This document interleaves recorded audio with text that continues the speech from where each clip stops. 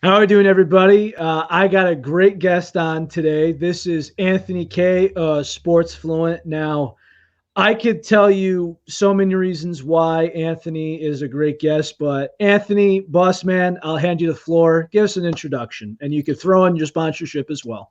Oh, fantastic. So, Anthony K, obviously from the Sports Fluent podcast, and also the Coach and AK Experience, which is a weekly football show that I do every week with former NFL head coach and now offensive coordinator of Tennessee State University, Hugh Jackson, among other things, and obviously part of the Undrafted Sports Media Network, which we're going to do some huge things in the upcoming weeks.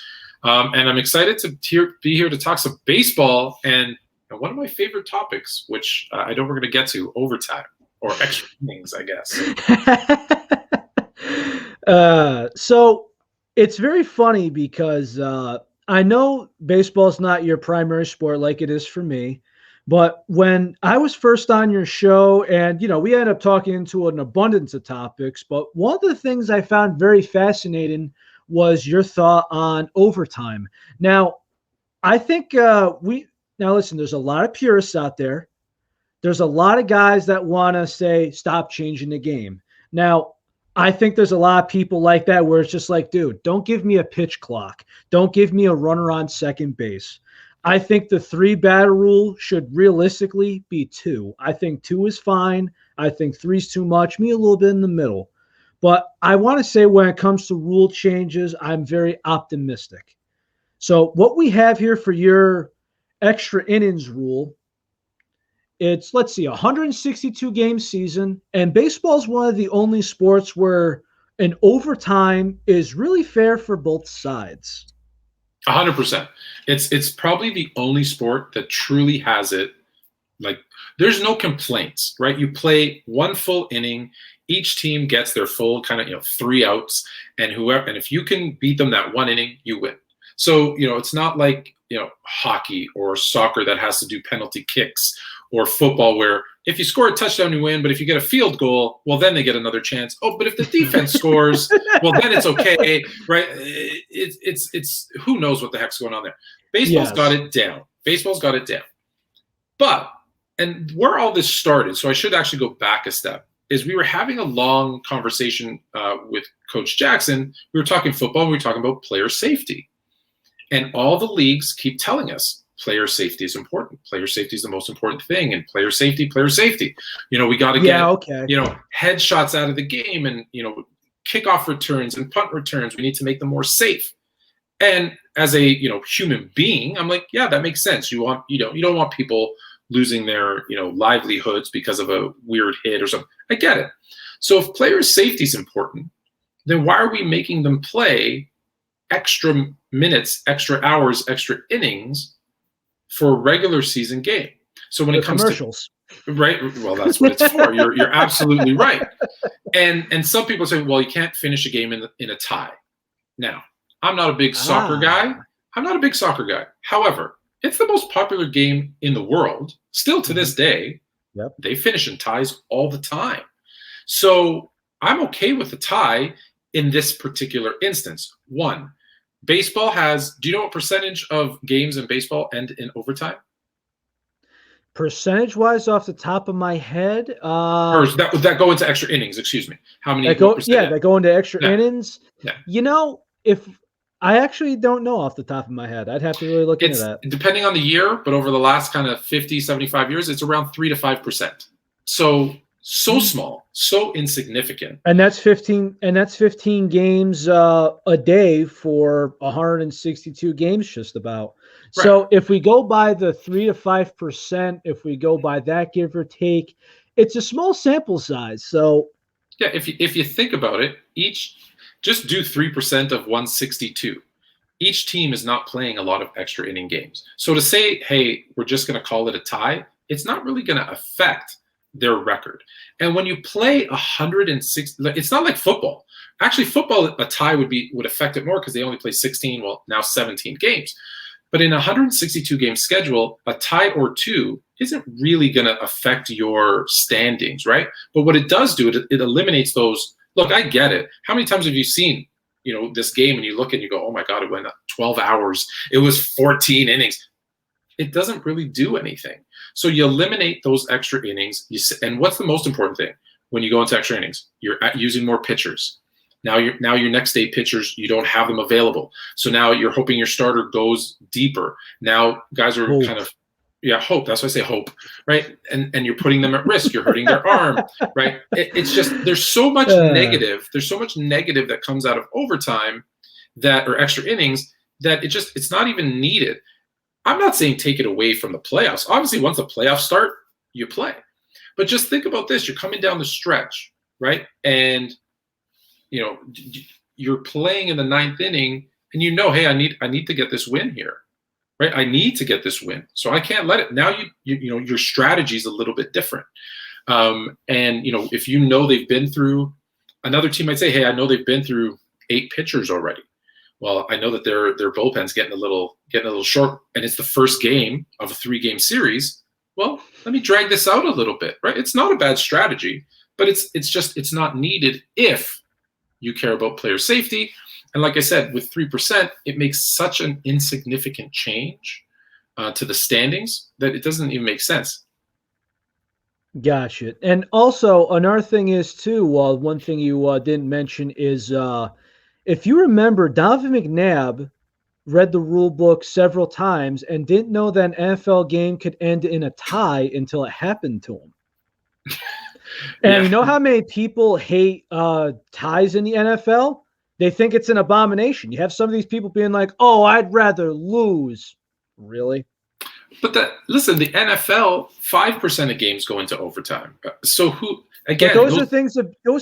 But they can still here. If Donovan McNabb knew it could end in a tie, would he have played differently? Maybe, right? Maybe. It depends. I think it's like, hey, if you got the ball and there's 2 minutes left, and you think that there's going to be our overtime or this is going to end in a tie, he might. And this is a gunslinger era. I think there's a chance he throws a Hail Mary. 100%. How do you not know? Going for it all, McNabb, number 5. And, well, who knows if it's picked off or it's incomplete. How many times have you seen your team in a tie game, 20 seconds left, you're screaming for them to go for it, and they take a knee, and it drives you nuts, right? Because they're like, hey. Particularly before halftime, yes. Well, if they knew that it was going to end in a tie, well, they don't do that now. It's fourth quarter, 20 seconds left. Hey, they're doing something, whether it's a Hail Mary, whether they're going to chip away at it to, throw some deep outs so that they can get out of bounds, so that they maybe have a chance at a 60. Just look at these kickers. They're kicking 60-yard field goals. So your strategy becomes different. And again, you get ties anyways. So what's the big deal if you have a tie or 2? Again, when you're only looking at 5% of a 16-game schedule is less than a game, right? Each team will go into overtime in football less than a game a season. So who cares if there's a tie? 1, maybe. It's just. And then there's controversy on Monday morning. Okay, no problem. Or Tuesday if it's a Monday night game. So right. I mean, well, right. How many times have you seen? And this, especially now. Listen, football's one that needs to fix their overtime rule.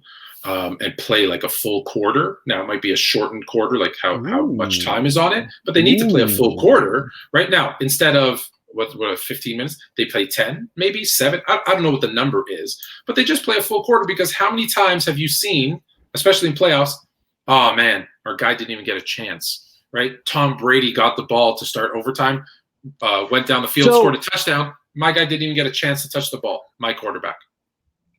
So the only thing that concerns me is that if we go by football, there's so many people. It's like, oh, I watch college ball, sudden death until somebody gets tired, whatever. Or, hey, how many times have you seen, especially early on, how many times have you seen an offense milk, 10 minutes of the first quarter just themselves? Yeah. So if you say, hey, 10-minute overtime, you could see one offense milk it until there's no time left on the clock and if your defense can't hold a team from going on a 10-minute drive, you deserve to lose that game. Okay, Right? It's offense, okay, but defense, if and they special still teams.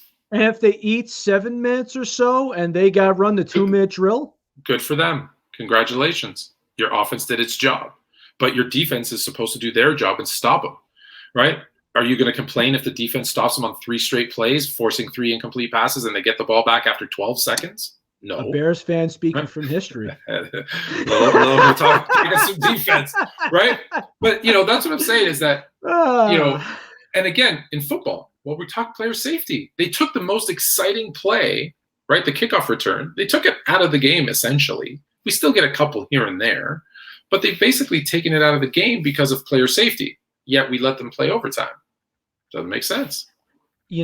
It is actually funny too because there was a couple of topics I wanted to mention. Now, I'll go into player safety in just a moment, but let's wrap up overtime first. Yeah. So you're thinking if we go by percentages, if we go by player safety, and if we also go by the shuttle, and what I mean by the shuttle is there's a lot of times where you'll take somebody who's a call up from AAA. He's on the roster for a couple days. But if he pitches an inning or two and there's hey, I don't have my closer and my set man available because they can't pitch 3 days in a row. We've got 2 guys out of the bullpen for tomorrow's game. If there's an off day, it doesn't matter. It's meaningless for the most part, unless you want to give them that extra day. But if those 2 guys pitch 2 days in a row, most likely, especially if you're the Yankees, you're the Phillies, you're a couple of teams, they're not pitching that 3rd game in a row. So if that Shuttle Man is there, the guy who's constantly going from the minor league team or the alternate site to the major league roster, chances are he's going to be sent down for depth. But if you cut it off after the 9th inning, good. You probably don't. That person shouldn't probably be in the majors. Like, let's be honest with ourselves. No, there's a lot of Anthony. There's a lot of guys that do deserve to be there. Well, if they deserve to be there, then they'll be there. Right, you're talking about a shuttle guy that's going back and forth. Well, if he's going back and forth, no, the reason why they do that is because he has options left. Right. They send him down and they get a fresh arm up. This is a common practice for all teams, and there's a lot of guys that deserve to be there. They can still do that because this is what I was about to say. Because the days of like Nolan Ryan, pitching complete games all the time, those games are done. You're never going to see. But that was done decades ago. I know. I was going to say, I just did a piece on Wilt Chamberlain in '62. Averaging 48.5 minutes a game in a 48-minute, sport. Yeah, those days are done. So you're going to need that fresh arm still, anyways. But wouldn't you rather, if you're a team, knowing that, hey, the max we're going to do is 9 innings every single game. Like we're playing 9 innings for the whole season. Now you have your best players. And what does that do? You put your best players on the field, which gives the best product on the field, right? To the point that you meant, if you go through 7, 8 pitchers and now they can't pitch for 2 days, and you're, like I mentioned earlier, you're in the first game of a 3-game series or a 4-game series, and now the next day you got to put out a pitcher who knows what you're going to get out of them. You're not putting the best possible product on the field for the fans either. There's like a lot of implications that come into play. Yes, and it actually does give a chance for some of those guys to play hero, like if they want to pinch hit. If you know, right, the bottom of the 9th that's it. Yeah, now you're managing different. It's actually more exciting, right? Like how many times I've seen it where you've seen like a pinch hitter come in, right, first pitch, boom, home run, and you're like, wow. Like that's exciting. Whereas you're playing it different, saying, "Hey, let's just play it safe." I gotta watch my positional guys here. Who I pitch hit. No, you're gonna throw. If you're in the bottom of the 9th, right? That's a true advantage for a home team. You're in the bottom of the 9th. There's no 10th. So now you're clearing out your bench. You're putting in whoever your best hitter is because he's not going to have to go into the field. He could be useless in the field. Not that he'd be a major league player if he's useless in the field, but he could be useless in the field. I need a hit right now to win the game. You could take your power hitting catcher off the bench and not have to worry about him behind the plate. You're absolutely right. I think that's a real home field advantage. And one thing that gets into consideration, if you remember a couple of years ago, do you remember the game 163? No, I do not. Well, what happened was I believe it was I think the last one, let me take a look. Let's see, MLB game 163. Let me look it up. Essentially, it's a Major League Baseball tiebreaker, and you can't have two games in the wild card. So it actually recently happened. It was between the Cubs and the Brewers. And sure enough, the Rockies had a crazy schedule going on. And they actually lost to the Cubs. I kind of like the Cubs. I'm okay with it. So what? Again, Bears fans saying that to the Cubs.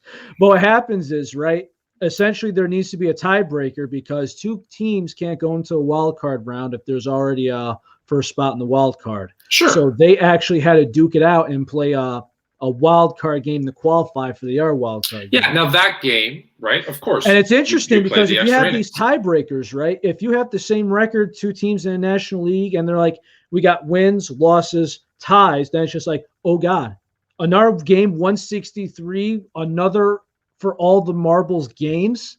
I mean, don't you just love those? It's like, attention, all hands on deck. Everybody ice up the night before. We got do or die time. I'm much like LeBron James when he's in first place. I'm all for play-in games. However, if it's my team on the bubble, I probably disagree. I'm with him then there too. That the person should be fired who came up with that idea. But no, it's double agent on the whole thing. Come on, 100%. It's an exciting way to play. I like those play games. I think they're going to be really exciting this year, right? Again, we're going to go into basketball, but just imagine you got the Lakers, right, who had their two best players hurt for a long stretch, and they're going to play the Warriors. Potentially, they're going to play a Warriors team who's been up and down all season. Steph's been hurt, with the potential, at least I think they hint at it, of Klay Thompson coming back. And now you'd have Klay and Steph in a play-in game. I don't think he will, but they've been teasing it. Right. Klay and Steph playing AD and LeBron in a play. How many people are going to watch that game? Everybody's going to watch that game. Yeah, I would stay up for that, man.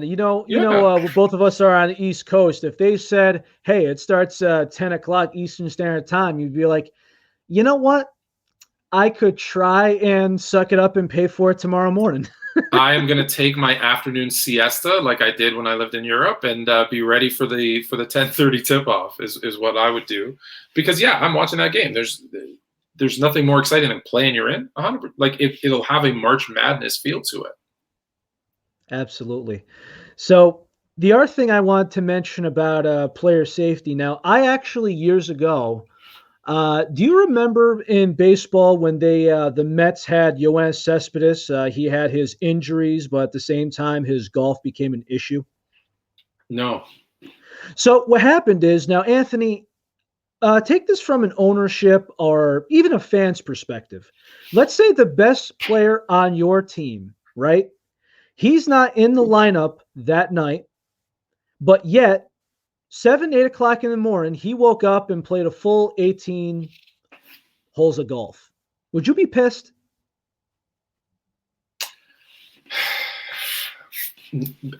Yes.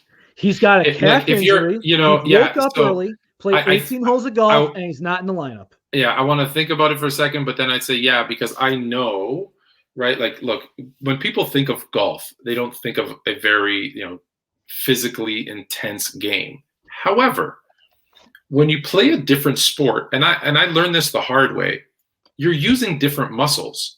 So if he's golfing, there's a lot of twisting, right? Depending on how he shoots, right? There's probably a lot of twisting. It is going to put strain on his legs, on his hips, on his back, right? Like I just saw, I think it was a couple of weeks ago, there was an episode of I Am Athlete.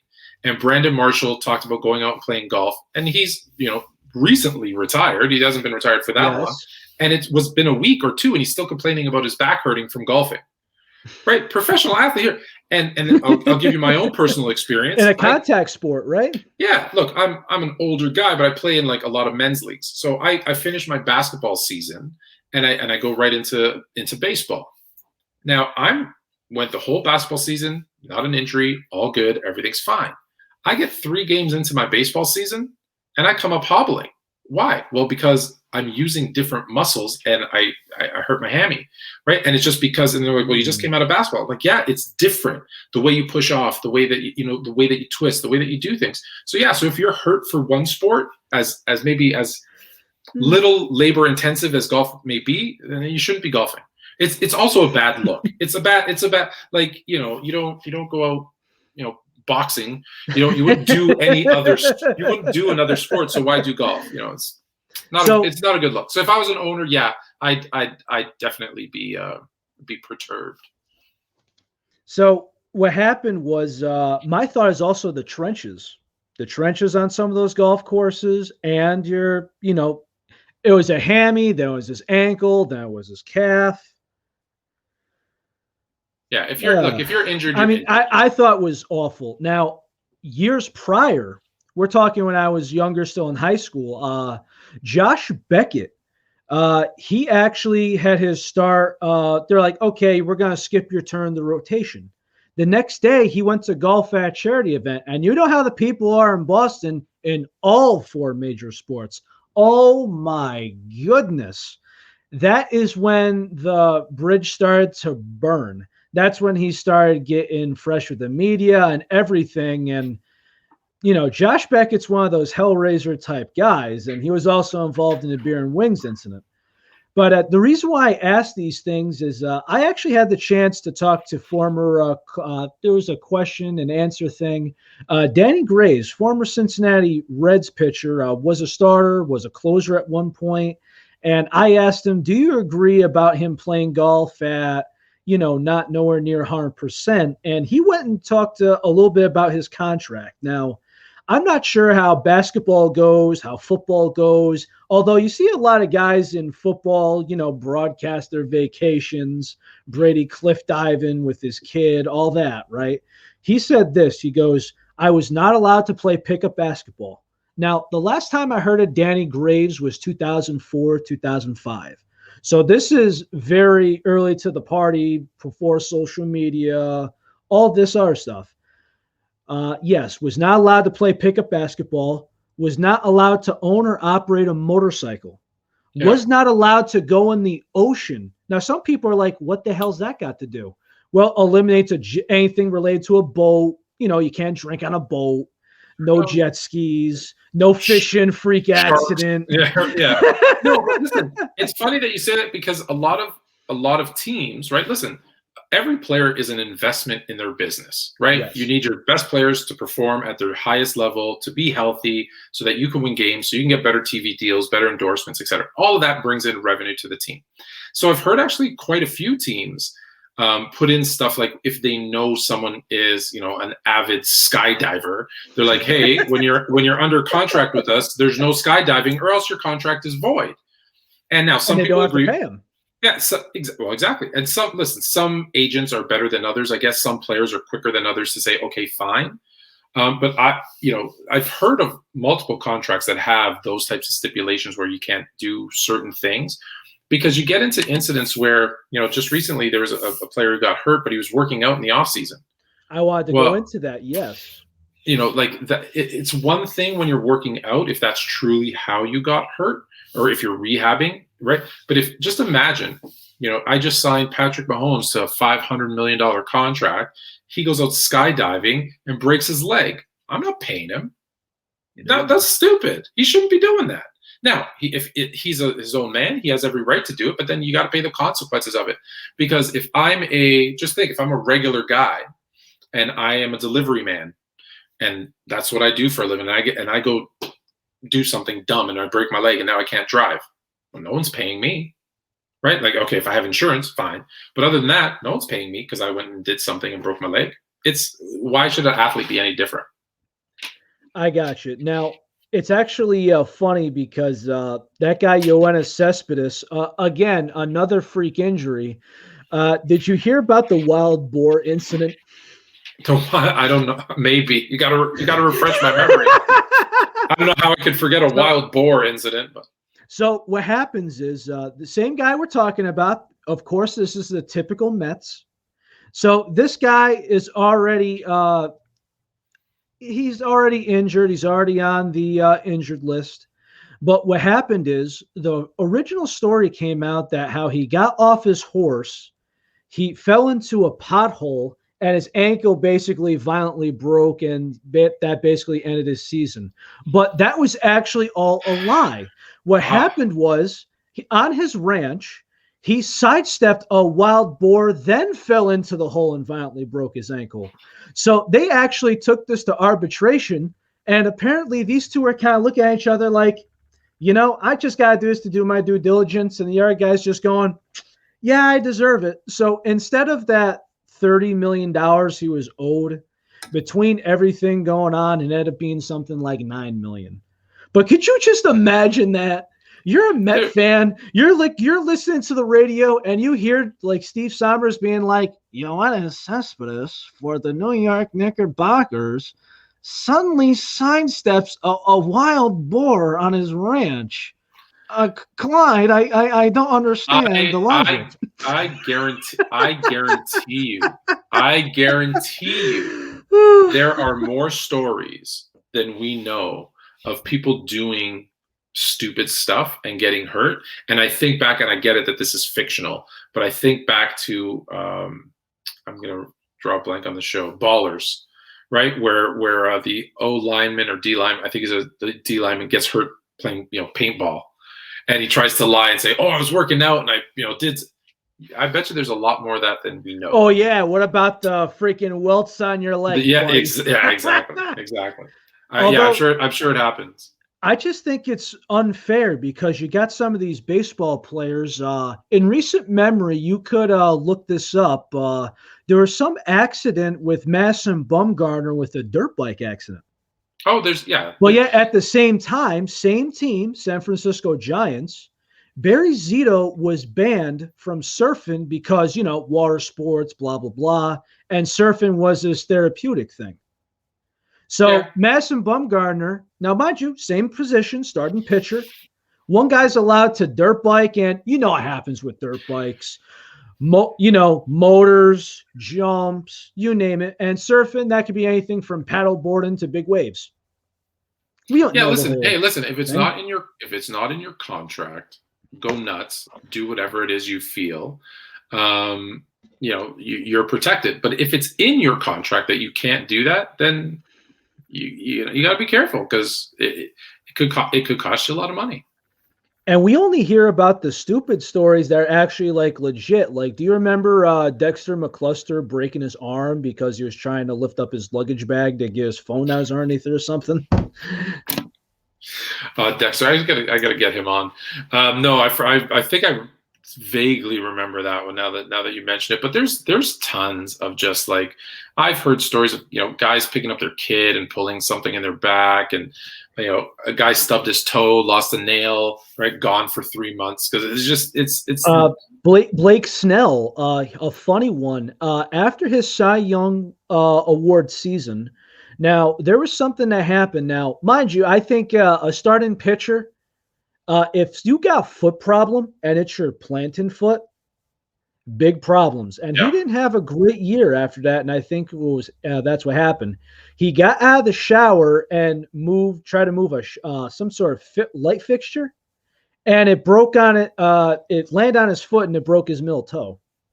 Yeah, He somehow only missed one or two starts, but that's crucial. we don't talk about little stuff like that, like you broke a baby toe, broke a pinky finger. Oh, that's a but big deal. but those are huge things, especially for pitchers, right? Like Yes. every single so it's Robinson Cano broke his pinky toe. That next year, his swing was not the same. no, your balance it changes as small as that may seem. It does change, and you have to adjust to it. So, we don't talk about it because it's silly, it's small. The old school traditionalists will be like, oh, suck it up, rub some dirt on it, and tape it up, let's go. But that's not. I mean, that's not the era I we broke live in. my foot, and then close to 10 years later, it left a bone spur. So I actually had an inch sawed off my foot and had the ligaments sewed on. So I mean, I actually understand the pain of these foot injuries when people, and it's the side of the arch too. So we got like this right here, and then you take off what's bone, an inch of bone, and you sew ligaments back on. Listen, but people don't think about this stuff because No. they're armchair fans. Take a look. I was lucky enough to do an interview with Chris Carter once, and you take it now. I played wide receiver, but in high school, and my hands, you can just see how crooked all my knuckles are. Like you see his, and they're like that. They're all just kind of these weird shape because you break them all the time, and it affects the way you play. And now it's worse now. Like when I played, it was like, hey, throw some gloves on it and off we go. But now it's just like your hands are just throbbing all the time. You're throwing me off here now. I'm just making sure that I am well. Yeah, no. If you did break a kind of, you should be fine. I mean, I've jammed a couple of fingers before, but I mean, I think that's a normal routine as long as you don't do anything violent. I don't think I got a bone spur or anything else. Maybe like a welt occasionally. That's about it. But I mean, I work with my hands for a living. Occasionally, hit it, you get a busted knuckle or whatever. But nothing structurally where I gotta get an X-ray. Thank goodness for that.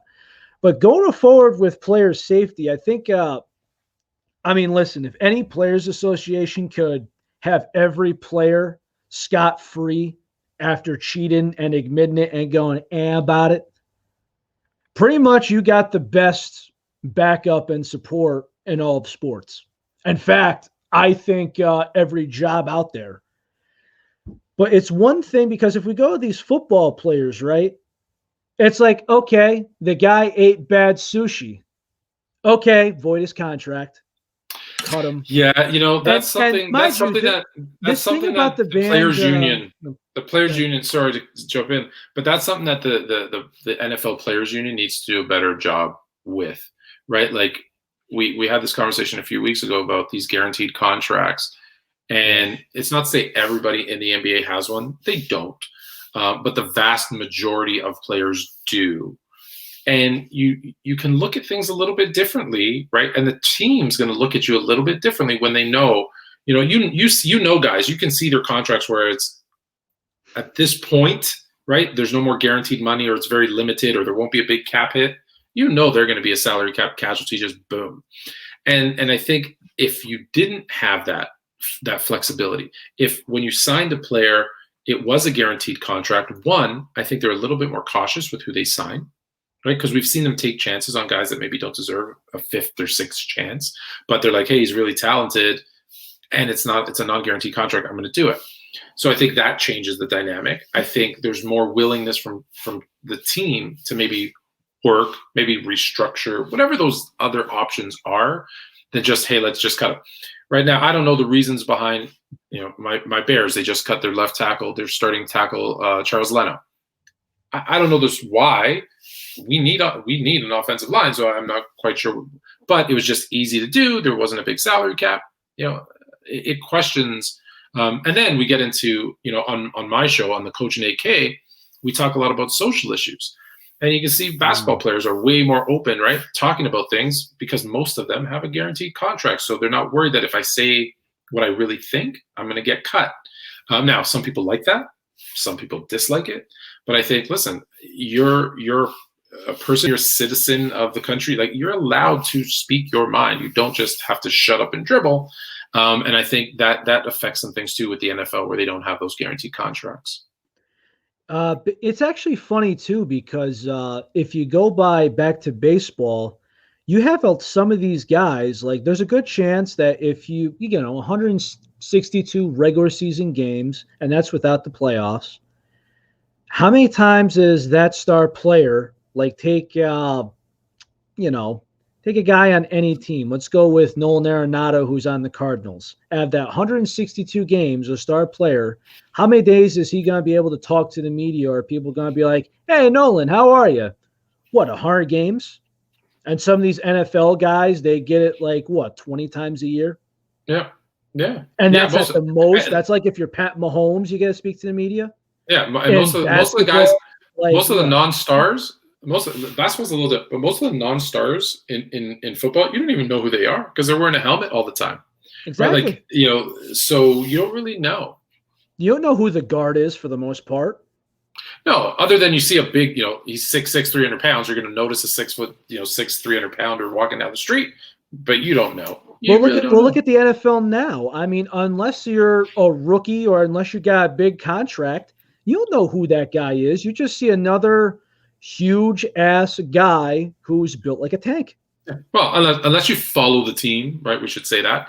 But like Yes. for the most part, like the average person, you're right. know. The average person doesn't know who the left guard is on that team, Right? and Exactly. he's also not speaking to the media for the most part, unless he gets into a brawl or something. Yeah. Listen, you don't want anyone to really know your guard, right? Because it either means they're getting too many holding penalties.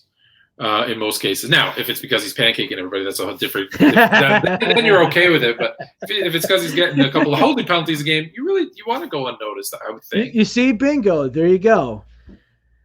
But really, you go by the media and everything else. I mean, again, I think as far as the social issue goes, Anthony, there's one thing, and I wish I was able to talk to you and Coach about this. Is a lot of people would not know this, but I've actually have suffered from my part myself, whether if it's because of my last name or my learning disability or anything else.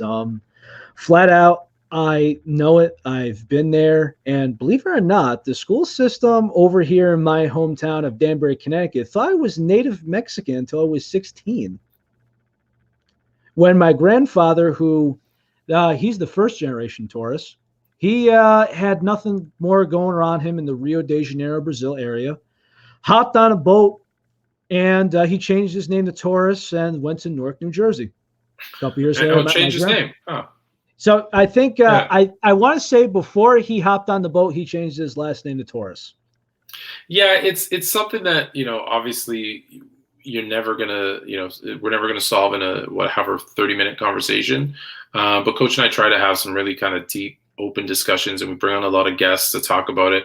And I always bring up like my piece, right? Where it's, listen, when I lived in Arizona, first of all, I'm Greek. And if you see my last name, you know that I'm Greek. But when I'm in Arizona, a little darker tan, right? You think I'm Mexican. And I lived there back in the time when they were doing the stop and search everybody. And I used to tell people, because of my job, I was back and forth between Phoenix and Tucson. And every other trip, I was getting stopped and pulled over. But here's the thing. Yeah. I never thought I was going to get shot because I was, didn't feel that. And then when I have conversations with people who are like, I'm scared, I'm going to get shot or something's going to happen to me, that's where, my heart kind of breaks for them. And let me tell you this story. I'll tell you the story and I'll show you why I don't understand, right? Why I do this. And I try to understand some of the social issues. I had been transferred. So my job, I was living in Denver and they transferred me to San Francisco. And I thought, that'd be really cool. I'm going to jump in my car. I have the moving guys take all my stuff and I'm going to drive. I'm going to do this drive from Denver. It takes me up out of Colorado, across Wyoming, I think into Utah, where I was going to stop. And then the second leg of the trip takes me to San Francisco.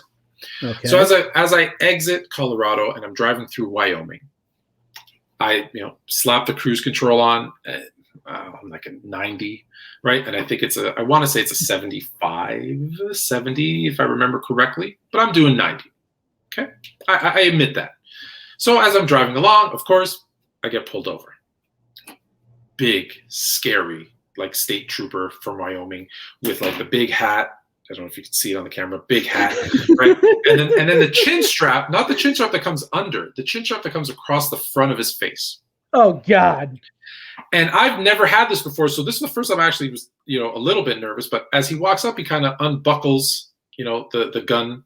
His whatever buckles there, and he kind of has it a little bit out, and he comes up, to my car, and I apologize to everyone in Wyoming for the accent I'm about to do, and he says, "Y'all know how fast you was going," and I said, "I had my cruise control." I said, "I have a cruise control at 80."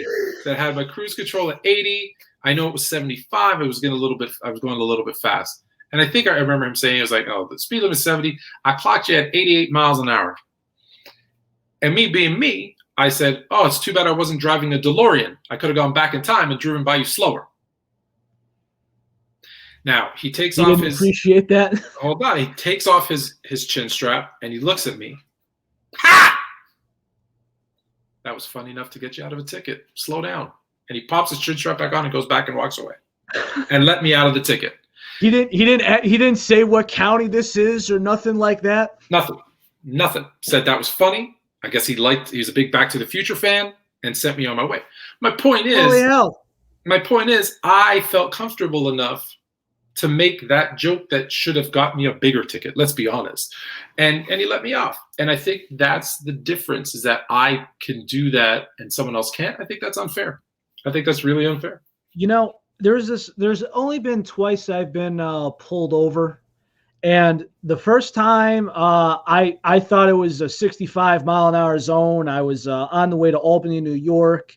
I was taking these back roads. Haven't really taken the journey, but my girlfriend was at college. I'm in I think it's called Copac, New York or something. He's got me 72 and a 55 when the GPS said 65. And sure enough, it was just a calm, write the ticket. And on top of this, I forgot my wallet in my car. I wasn't in my car. I was in somebody else's car. So I'm thinking to myself, son of this guy's going to pork me. But he was nice. But sure enough, I was actually in my girlfriend's town. She was this person was cutting me off. I was angry. I've been down there a bunch of times. A cop gets me going too fast. But he starts it seemed like he went, oh, there. And they looked at my license and he goes, all right, dude, what in my town for? And I'm like, damn it.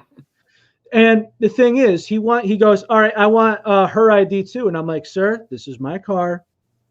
My name's on the license plates and on the paperwork. My name is Aldo Torres Jr. And he goes, okay, can I search the car? Now, some people are saying, why not? And I'm like, well, first off, you just don't want the agony, the suspense. And for anyone that's listening, you do have the right to say no. And if they say why, just please no.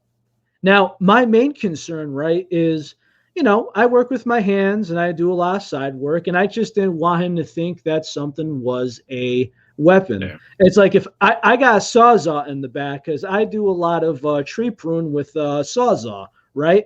But if he sees a metal blade back there, right, I don't want to be like, how many catalytic converters you cutting off here, son? I don't need any of that. So you just say no. Yeah. But that's fine. Now, I could go all day about this with you and Coach another time. And yes, that is a certain thing that goes on. Do I think that goes on with certain players and certain media? I think it depends on the sport. I think some people bring it up more than others. For example, I talked to Coach Hugh on draft night, and I said, listen, Coach, if we go by Justin Fields, 8-1, that's positive. I have put that in there, Anthony. Come on. We're winning 11 games. So there we go. I mentioned, did you have a problem with Justin Fields run the 40? And he goes, well, that's how he got drafted. But if we go back, Lamar Jackson did not run it. And Kyler Murray, even though he was already enlisted to be a top 5 draft pick and the first quarterback taken off the board in this draft, he did not run the 40. And the rumor was he ran a 4.4. I'm thinking to myself, and Justin Fields ran a faster time. Yeah, Justin Fields, I think, felt like look, if you think it's going to hurt your draft stock to run it, you don't run it. Lamar Jackson's an interesting one because I think had he run it, he probably would have got drafted higher than 32 because obviously he's fast. And I think it did. I think it helped. Justin Fields, I think, ran it. I think Justin Fields, let's be honest, I think he got a bit of a raw deal. One, because he has to be a quarterback in Chicago. But two, I love my Bears. I'm just kidding. Two, because, he was a lot of people's second or third high, rated quarterback. And yet when you saw all the mock drafts, he was like the 5th or 6th one coming off the board. And I think maybe part of him felt like, hey, I need to run this, show how, I think he ran like a 4.3. And he's like, hey, I need to run this to show people like I have all the tools that you want, in today's NFL to be successful. And so look, it's each player's preference, but understand that running it or not running it may affect it didn't affect Kyler Murray, but I think it did hurt Lamar Jackson. It's just very funny because I'm not sure about that, because if we go back to Lamar, there was even people in the reports and many coaches saying, could he try out for wide receiver? Yeah, that's And with anyone Justin who's Fields and athletic, right? Kyler Murray, they didn't say, oh, running back or wide receiver. They said, oh, this guy's a quarterback. I'm just No, but concerned about his with hand Kyler size or Murray, his height. but with Kyler Murray, weren't they saying maybe he wasn't he the like shouldn't he play? Maybe he might want to play baseball. And, Am I correct? Am I right? Am I remembering correctly? the funny thing is, right, if I remember correctly, he was signed with the Oakland A's, and the Oakland A's, along with his contract, allowed him to finish up his college football Yeah, career, and that was the deal. yeah, But it wasn't more about of him playing professional baseball and him becoming the next Bo Jackson or Deion Sanders. It was more about the prospect and him being a quarterback. Now, there's two things that were judged based on him, and that was number one, are his hands big enough? And number two, how tall is he? And if you've noticed, right, and I've even seen this with the more wide receivers that just recently got drafted this year. At some places they're labeled at 5'7". At some of yeah. them they're labeled 5'9". So it's like, dude, what the hell? What is it? Well, listen, everyone plays that game a little bit, right? Is it barefoot? Is it in your shoes? Listen, I'm telling you right now, listen, I'm barefoot. I'm 6'3". That's how tall I am. I'm actually, if I'm going to be, if I'm You're a being, lot taller than I thought. no, yeah.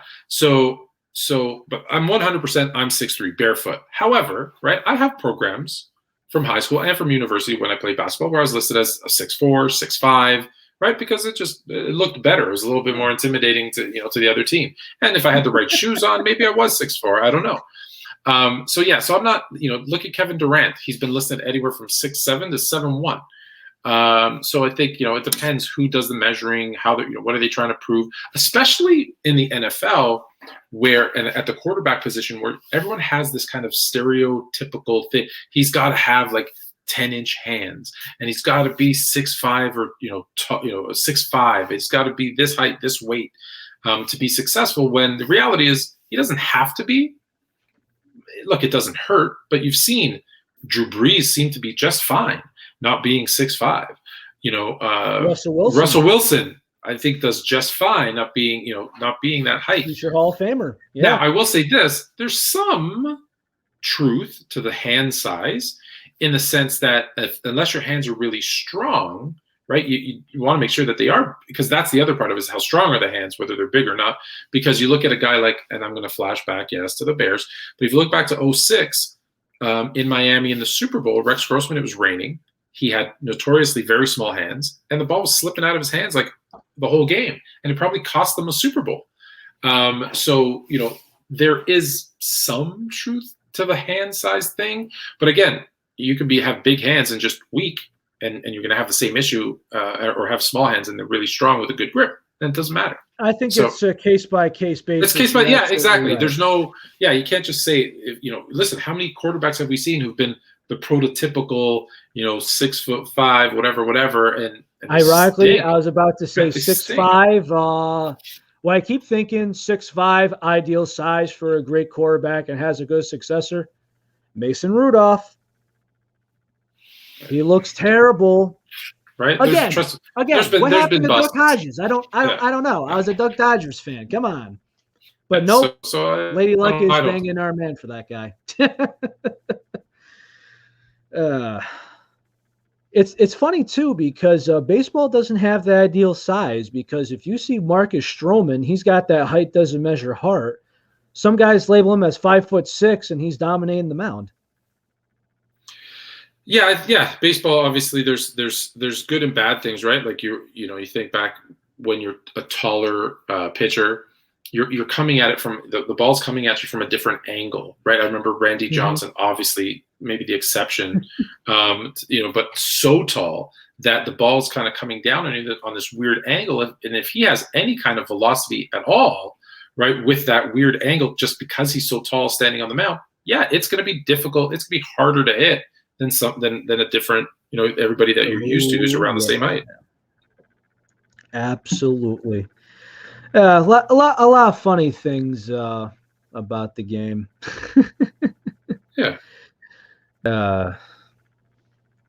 Although, do you think player safety is going to be a thing going forward? I mean, so again, we discussed regular season ties to save injuries and mostly the pitchers.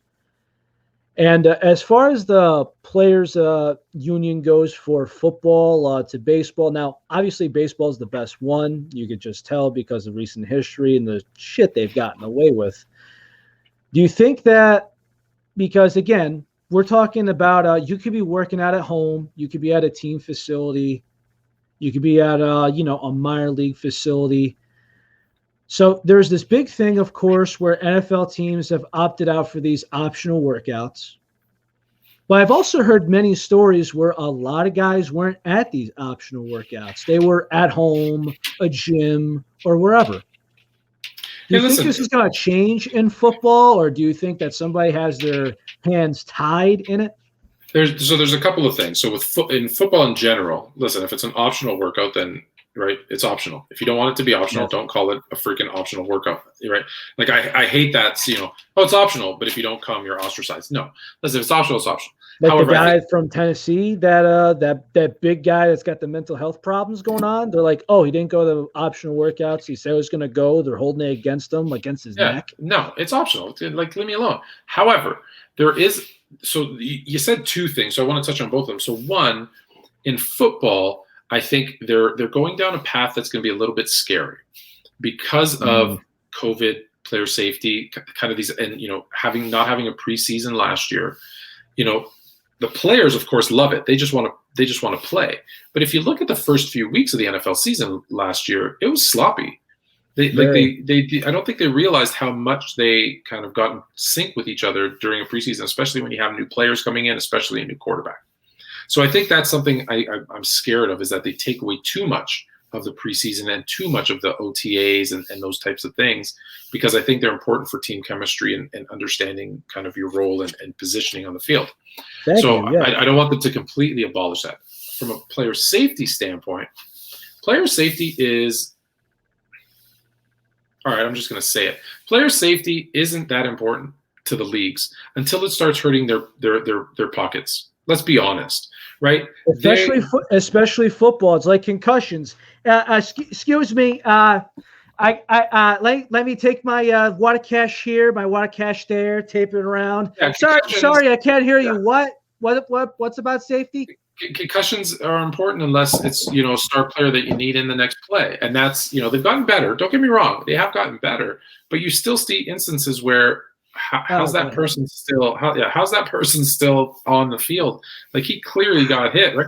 And look at hockey. I'm going to end it on this. This is the last thing I'm going to remember. Look, hockey still allows. I don't even know why they wear helmets. Just take them off, because if you're going to allow a grown man with a frozen fist punch another grown man in the head, and that's okay, that gets you a 10-minute penalty or whatever. Well, you don't care about player safety. You just don't. They're finding and suspending guys now more than ever before. Don't get me started about my Rangers and how James Dolan had to fire somebody because the Knicks are doing good. The person that should be fired is James Dolan, but maybe that's a conversation for another day. Just because they're having a good season, that's not on Dolan. Listen, I think me, you, and Coach could go 2 hours just talking about James Dolan. You kidding me?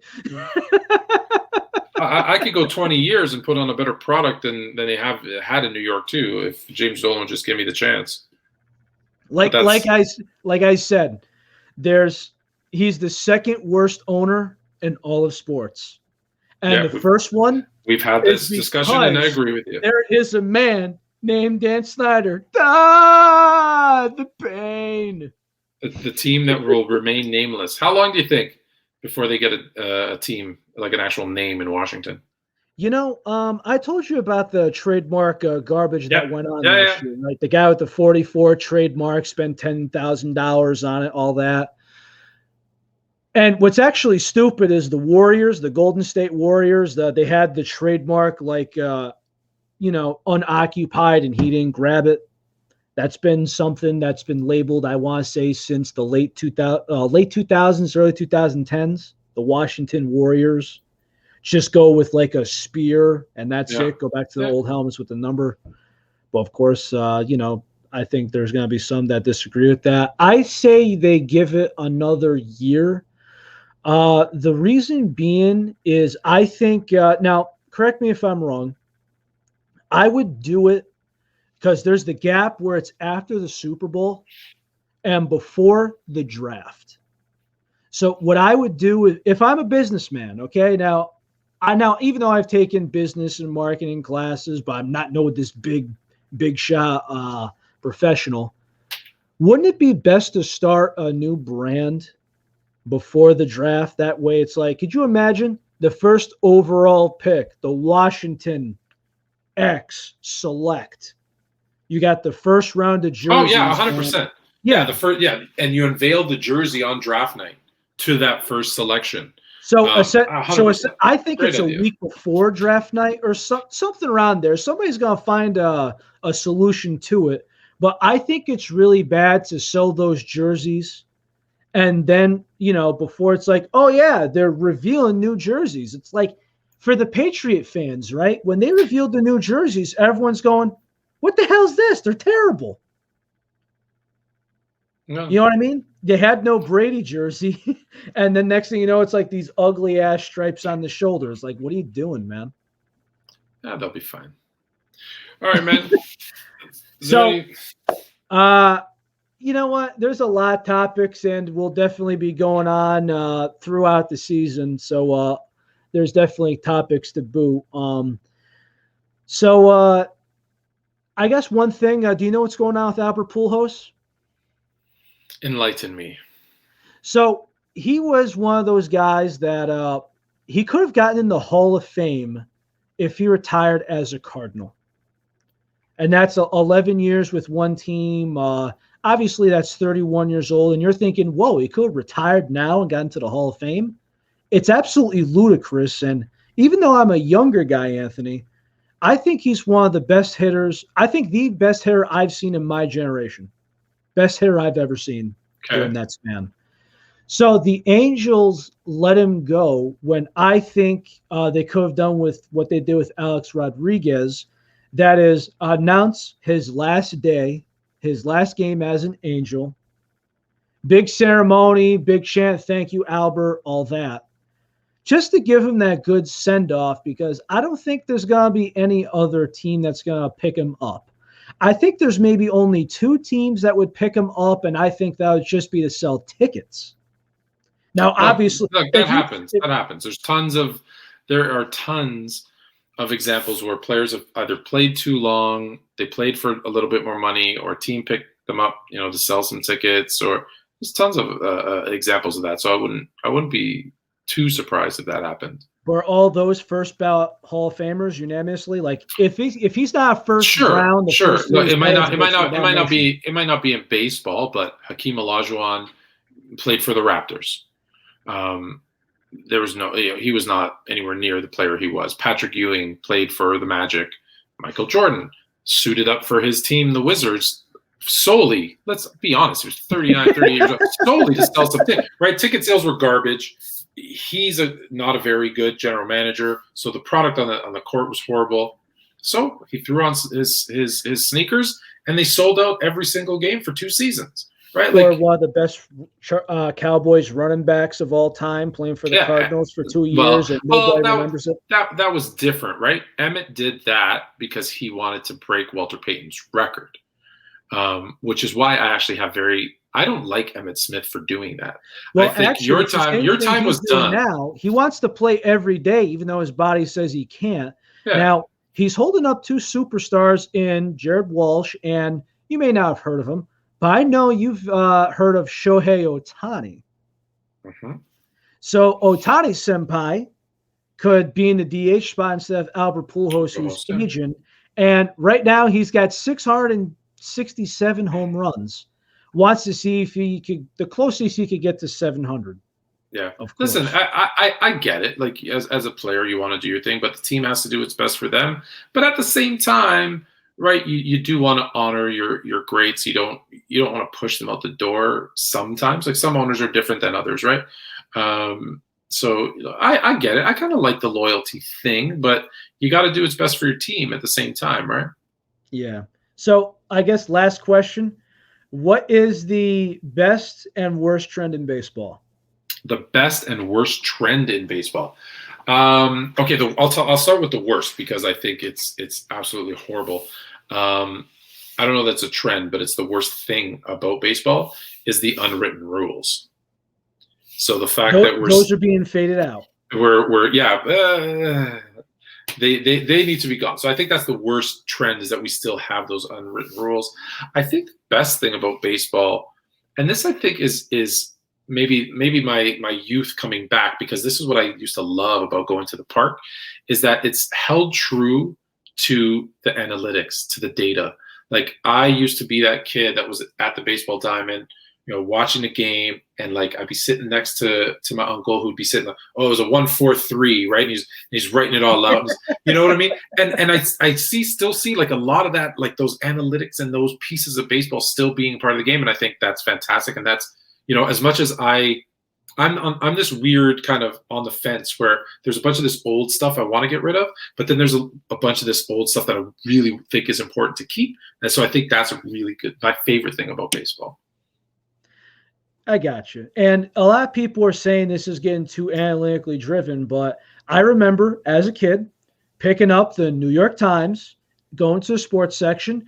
Ooh, what do you know? What's the number one statistic in there after it says how many at-bats? Batting average. Beautiful thing, is it not? And that's me knowing that as a kid. And it's gotten, just above that. Now, there's certain statistics where I could say, oh, you know what? I understand this, but let's move on from there. Now, I say the best trend in baseball is letting people express themselves. These unwritten rules are fading away. If you want to bat flip, fine. There's a difference between bat flipping and then jawing your mouth as you run the diamond. That's a little, overboard. But if a pitcher could, hit his chest after a strikeout, hey, I've seen, I saw Jock Peterson, he thought he walked it off. He flipped it off. He's like, let's go. Is ended up getting caught in the outfield. He goes, oh, damn, never mind. You know what I mean? There's always those typical things. I think the worst trends in baseball is, let's see. Now, I know people want to discuss launch angle, but just not too long ago, Gleyber Torres and Javi Baez both weren't hitting. They were chasing pitches, hitting ground balls. Usually they were low and outside pitches, and they were ground balls. Launch angle, it's like, okay, they're both hitting about 10 degrees, which means they are hitting the ball into the ground. That's an average of a ground ball, typical out. But then, they adjusted, not trying to do too much. They've gotten better. That's, again, analytics. But I hate these guys that are trying to overdo it. Like Joey Gallo, he's trying to hit the ball over the fence every time. So when people are striking out, and you see the all-time strikeout records going on, it's terrible. Terrible. I mean, make contact, for crying out loud.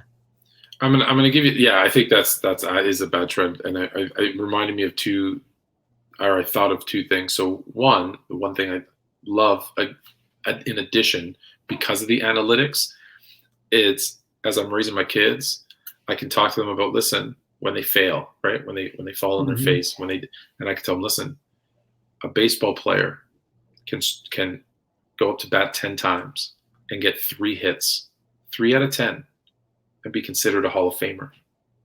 Don't be afraid to try and fail. So I love that about baseball because I can't really do it with any other sport. And then the thing I hate about baseball, and I'm going to leave it at this, I'm going to drop my mic and walk away when I say this. The thing that I hate about baseball is that the Houston Astros are still considered the World Series champions after being caught cheating. So I'm going to leave it on that one because that one drives me nuts. There's no other sport where you can get caught cheating and still be a champ. Tom Brady? Not in the game. He didn't get caught cheating in a Super Bowl.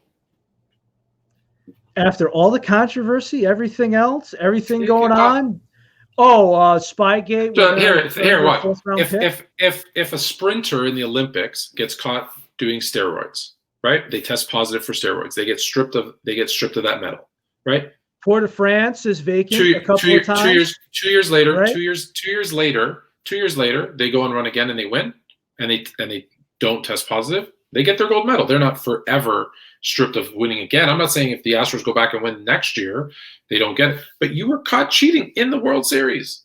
Period. How do you still have that? How can you still be considered the champ?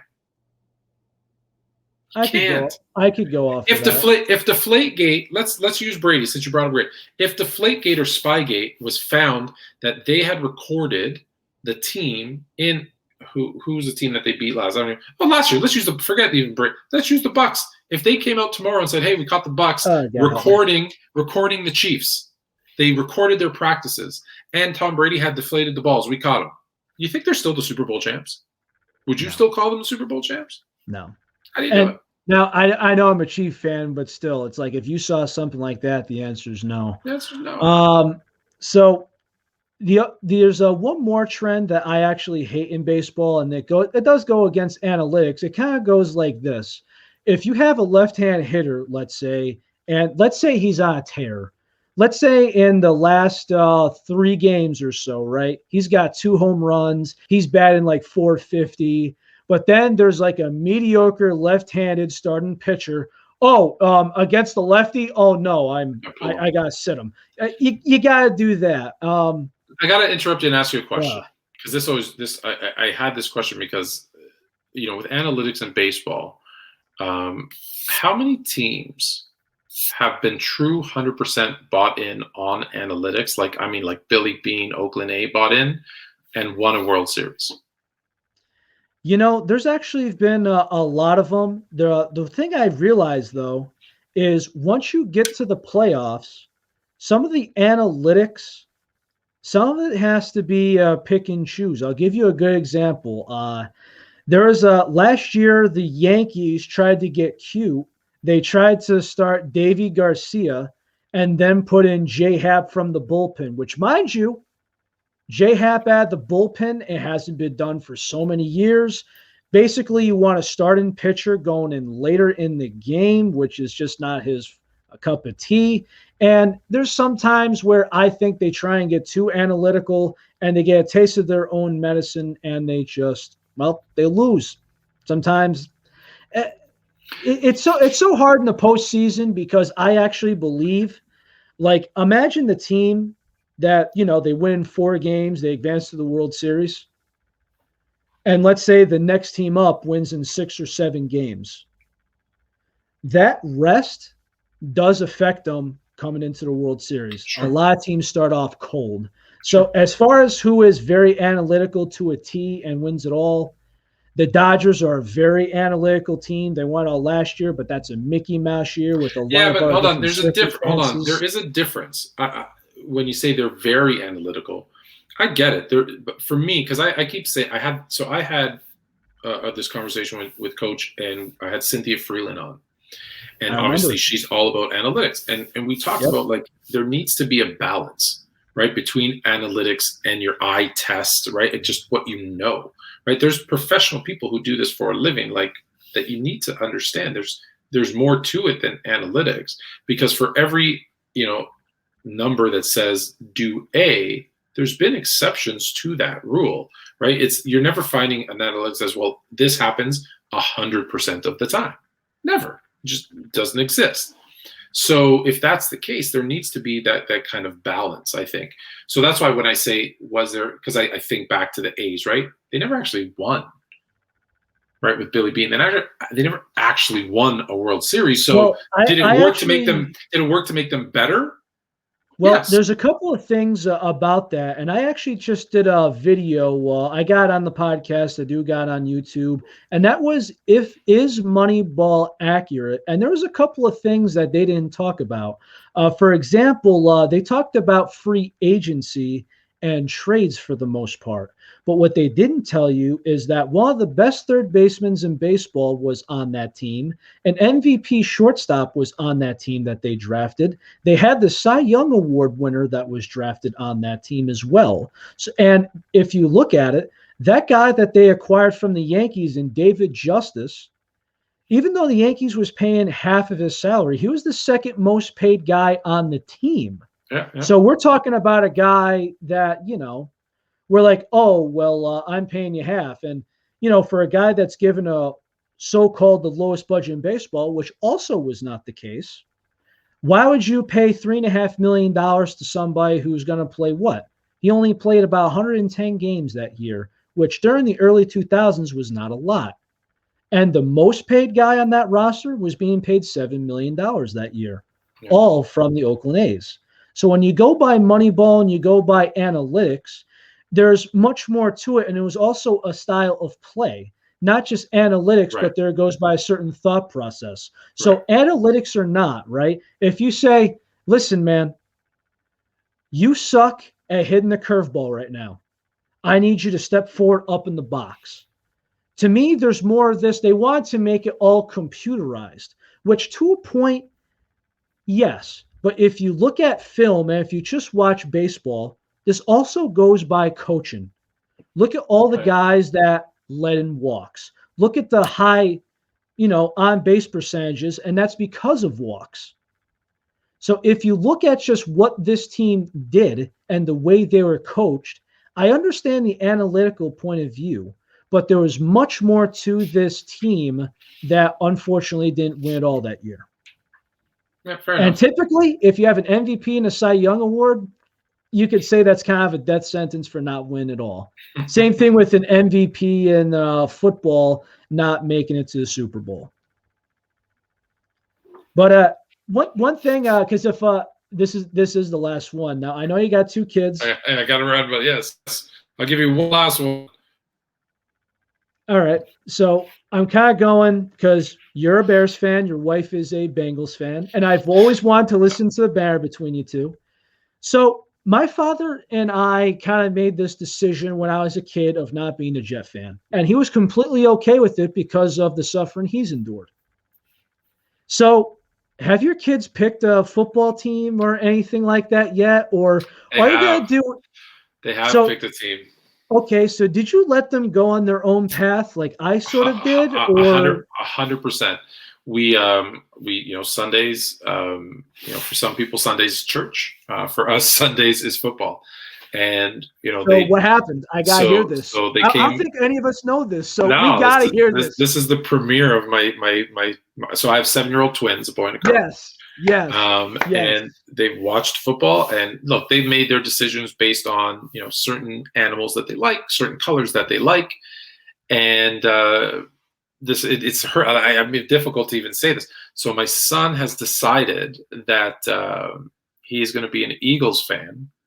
No way. Yeah. And wait, was this during the Super Bowl? This was his first year as an Eagles fan. They won the Super Bowl, so so so prior to, so he picked them before. So I'll give him credit. Oh my goodness! So he it paid off dividends early for him, right? He got his jersey, he got all the stuff. He's happy. And my daughter, so my daughter is just very much into horses. Like she's a horseback rider, so she's a Colts fan. So she could have gone Broncos. She went with the Colts. She liked the blue and the white with the horseshoe, and she's a Colts fan. So I'm hopeful that Carson Wentz has a good year for her, because it does bother her when they lose. So did that trade cause a little banter between them? They're not at that age yet. I'm just saying, there's some that are, man. It's like a 5-year-old kid's like, "What do you mean? I just bought a jersey and he's gone." You know what? My son's jersey is interesting, because obviously, as I'm a Bears fan, he's got the Super Bowl, the darker, it's almost black, Super Bowl Foles jersey. Wait, was that the one hanging up when I first saw the display? Yes. How did I said, Yeah, how'd you get the Fultz? And you're like, well, I got it. yeah. That's Wow. so Wow. So yeah. that's gotta be a crazy house, man. So hold on. You got a Bears fan, a Bengals fan, a Colts fan, and an Eagles fan. Yes, which is good. We got 2 AFC, 2 NFC.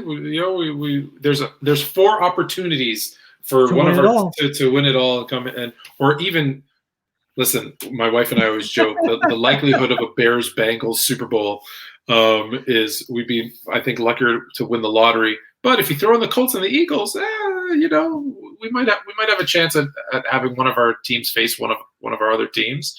We're just happy when the Bears and the Bengals play, which every 4 or 5 years. So The last time me and my father thought about going to a Chief Jet game, there was something going on, family oriented, so we couldn't go. But it was also when they were having that shootout. Do you remember that a couple years ago? yeah. Marcus Peters plays his last game as a Chief during that game, if you remember correctly, before getting traded. I think he got traded to the Rams. And then he eventually got traded to the Ravens. Right. Okay. Yes. Yeah. I think his last game as a Chief was that game, and it was like 36-32, something like that. The Chiefs lost. That was the game we almost attended. I'm just waiting for my daughter to realize. I'm not going to tell her. She'll figure it out one day, though, that the last time the Bears were in the Super Bowl was 2006, and we lost to her Colts. So hopefully, wait, she doesn't know about that. She doesn't know that. She doesn't know that. She'll eventually. I'm hiding it from her because I'll never hear the end of it. Wait. So you telling me it's gotta be like the meme where the kid's blowing the trumpet in the girl's ear, or the trombone rather? Listen, I can't let them. I want to make sure they can't hear it. Listen, they still believe in Christmas, right? So they still got Santa Claus. So I think. Hey, dude, I'm gonna be 27 that's gonna be my thing. in June, and I believe in Christmas magic. Okay, don't piss in my feet and tell me it's rain, Anthony. Okay. Well, when she finds out about that, that's when I'll break the news to her and say, "Well, listen, the Colts beat my Bears in a Super Bowl. That should be good enough for you." That was Santa's last gift. So before you go, man, I'm drinking a little champagne. Just give myself a little bit of a weekend celebration because I had a miserable work week. So why don't you tell us what you represent, man? Well, yes. Don't forget we got a couple of things, but let's since we're drinking, I see the nice drink there on the rocks. Don't forget to check out Gran Leyenda Tequila. Part owner and my co-host, Hugh Jackson. It's 100% organic. It's 100% black owned. And from everyone who's ever tried it, they'll tell you it goes down smooth. And it's one of the few beverages that is an upper. So there's actually some positive health benefits when taken in moderation, of course. Gran Leyenda Tequila.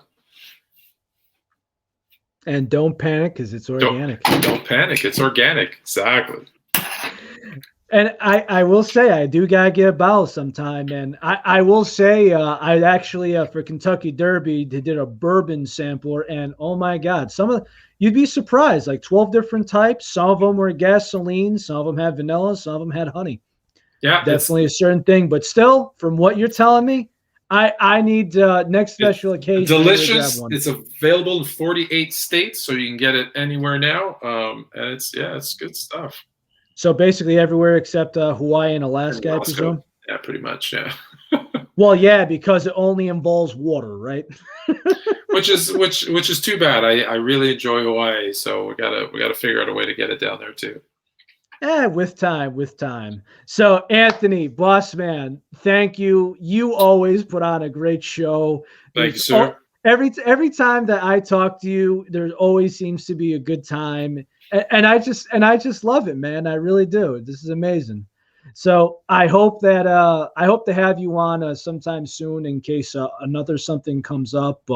Maybe it's more instant replay. If you didn't know, I made an article about my thoughts. I opened up the rule book too about it. I know we didn't get into that too much, but hopefully something will pop up and we will have a nice Heated common debate. Well, I'll tell you, I've got a new kind of daily rant coming out. It's YouTube exclusive, starting on Monday, May the 10th, I want to say. And so we've got instant replay. There's my piece on overtimes. We're talking about transgender athletes. We're talking about GOAT debates and why they're a waste of time to have. Like, just especially in baseball. There is, especially in baseball, there's just every day there's going to be something that drives me nuts, because apparently there's a lot. So those should be good. So after that instant replay one comes, we can definitely have that conversation. And when my Blue Jays are in the World Series, we'll definitely get together and talk about that. They are my dark horse team still to win the World Series. But just remember, the baseball GOAT debate is pointless, because what do I tell people? Yogi Berra has 10. Not even the GOAT at his own position. There you go. And we'll end it off that. Nice. Everybody, this is Anthony K of Sports Fluent, my boss at Undrafted Sports. And this is Calling Strikes. We got more topics that'll come your way. I'm so happy to have this. And you guys, of course, are all the best. Have a good night, everybody.